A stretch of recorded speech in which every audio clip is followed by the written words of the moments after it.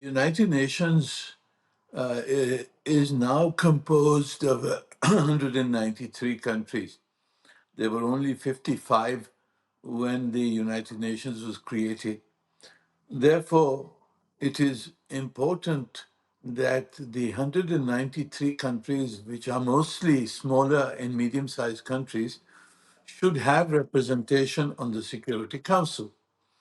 Therefore, the expansion of the Security Council should be only limited to elected members who will mostly be the smaller and medium sized states rather than the big powers, because the big powers have got 5 permanent seats, and the problems in the Security Council arise precisely from the fact that these 5 members have got veto powers, and because of their veto powers, the Security Council remains paralyzed on major issues such as Gaza, Kashmir, Palestine, and therefore, to break the deadlock, we need more non-permanent members who can balance the power of the 5 permanent members and make the Security Council much more democratic.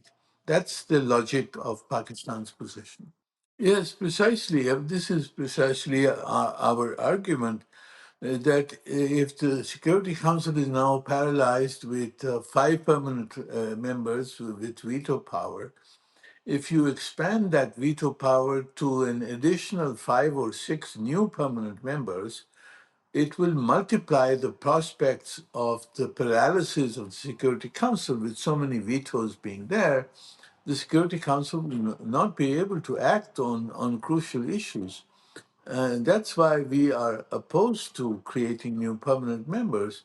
I think that the problem of the Security Council is the permanent membership, and therefore the problem cannot be the solution to a reformed Security Council. That's a clear position that Pakistan and the Uniting for Consensus group has taken, and this argument is widely supported in the General Assembly.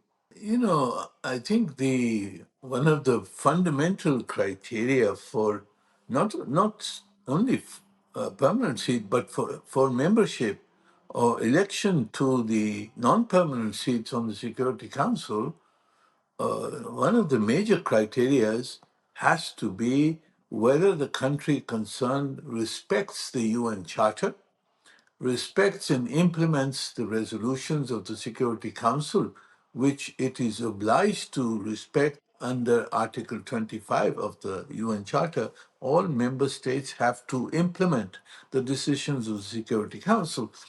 As far as India is concerned, it is a serial violator of the UN Charter and of the Security Council resolutions. It has not implemented the resolutions on Kashmir. It has adopted an aggressive policy towards all its neighbors, not only Pakistan, Bangladesh, Nepal, Sri Lanka. It has militarily intervened in almost all its neighboring countries. It is promoting terrorism in most of these neighboring countries and abroad, as you mentioned, in Canada and the United States and elsewhere. It promoted a campaign of assassinations. It is now in violation of the Indus Waters Treaty, in solemn international treaty with Pakistan. And therefore, India by no criteria qualifies for membership of the Security Council. Not only not a permanent seat, no question, but even the non-permanent seat that the United Nations, you must oppose a country which is such a serial violator from being even elected to the Security Council, in my view.